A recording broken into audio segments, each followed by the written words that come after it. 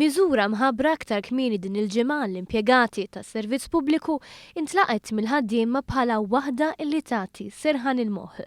Is-Segretarju Permanenti ewlieni ħabbar kif ittieħed pass li jneħħi d-diskriminazzjoni u lil ħaddiema li kienu jkunu fuq kuntratti definiti issa se jinqalbu fuq kuntratt indefinit. Ma' News reaġixxa s-Segretarju Ġenerali tal-General Workers Union li fisser din il-miżura bħala waħda li toffri stabilta. Stabilità enormi lill-impjegati. Barrek tagħti inizjattivi u stabilità anki lis-servizz pubbliku li l-poplu Malti kollu jagħmel tant użu minnu u li jkun irid kontinwament minnu.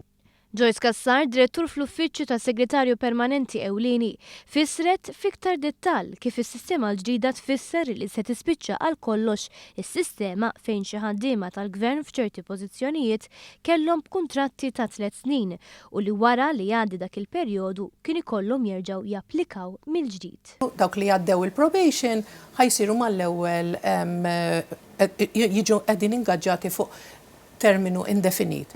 Dawk li għadhom m'għaddewx il-probation jew inkella sejħiet li qed joħorġu issa ħajkunu marbutin mal-perjodu ta' probation anke hemmhekk għamilna xogħol għaliex qabel il-probation kien ta' sena għal kulħadd, issa qsamnihom skont il-livelli ta' xogħlijiet li jagħmlu u għandna nies li il-terminu ta' probation ħajkun 6 xhur u oħrajn li għandhom terminu ta' probation għal sena. Buġeja fisser kif is-sistema l-antika kienet qed toħloq instabilità u tnaqqas il-motivazzjoni u għalkemm hemm diskussjonijiet xi jsiru il-prinċipju diġà jawgura tajjeb. U din hija element importanti ħafna li tagħti serħan il-moħħ lil ħaddiema taċ-ċivil u iġġibhom ir-regola ma' dak li ġa eżistenti f'postijiet tax-xogħol oħra.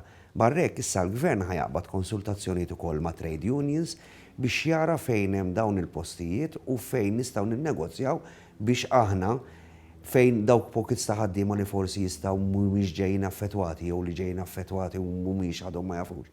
Nidħlu fihom biex naraw eżatt anke minħabba l-objective reason fejn jeżisti u ma jeżistix. Il-benefiċċju ta' dan il-pass mhux se jkun biss għal ħaddiema, iżda wkoll għas-servizz pubbliku u kull ċittadin li jagħmel użu minnu. U jiena nemmen li permezz ta' ħaddiema li għandhom well-being ikkurat, supported career path li qedemek, stabilità iktar.